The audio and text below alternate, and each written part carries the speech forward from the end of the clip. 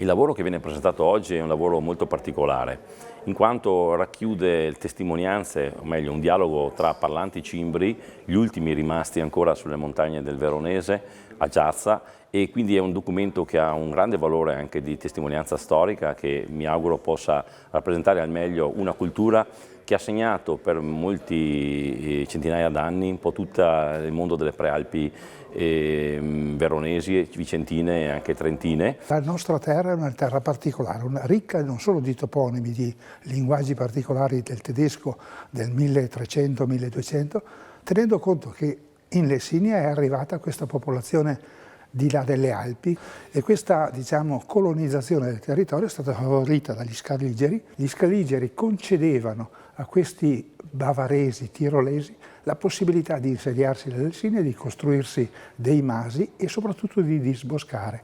Introducendo questa popolazione di tedeschi è nata la colonizzazione dei cimbri.